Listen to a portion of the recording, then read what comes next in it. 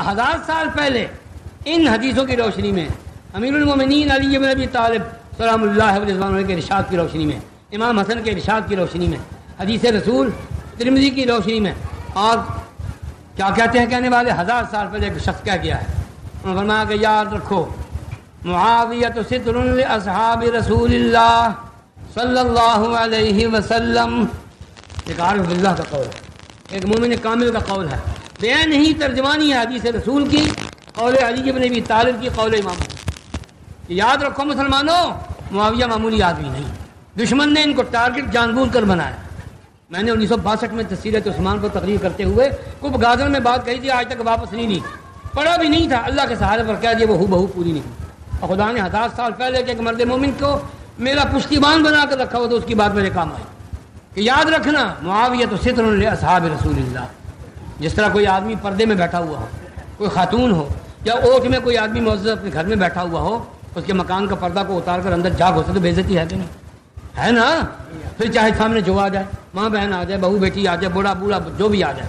تو حضرت ابو توبہ ربی بن نافع حلبی فرماتے ہیں کہ یاد رکھو صحابہ کی عزت ہماری عزت و عفت سے زیادہ قیمتی ہے۔ اگر تم نے معاویہ پر تنقید برداشت کی یا خود تنقید کرنے کے گناہ گار ہوئے تو یاد رکھنا کہ یہ صحابہ کی عزت کا پردہ ہے۔ امیر معاویہ کون ہے؟ ستر لاصحاب رسول اللہ، اللہ کے رسول کے جتنے صحابہ ہیں، علی مرتضیٰ سمیت، بلال سمیت، وحشی بن حرب جتنے بھی ہیں، 1,44,000 تو حجۃ الوداع میں موجود تھے۔ علماء حدیث نے یہ کہا ہے کہ ہماری معلومات کے مطابق قریباً 5 لاکھ صحابہ ہو چکے تھے جو شام میں، عراق میں، یمن میں، مصر کے اندر تک پہنچ چکے۔ تو فرماتے ہیں کہ یاد رکھو معاویہ صحابہ کرام کی عزت کا پردہ ہے۔ فرماتے ہیں کہ یاد رکھو من ہتا کہاں، جو اس پردے کو پھاڑ دے گا فقط اجترا علی غیرہا۔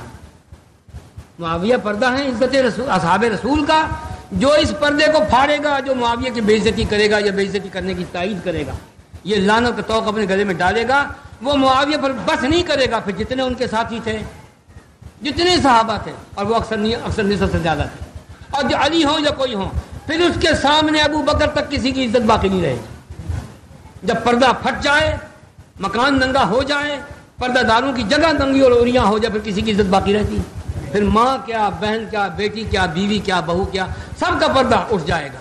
جیسے اس موذی نے، اس حرامی نے، زبیر بن آجن نے جنگ جمل کے خاتمہ پر حضرت اماں عائشہ سلام اللہ علیہ کے حجر اونٹ تک پہنچ کر ان کی توہین کی۔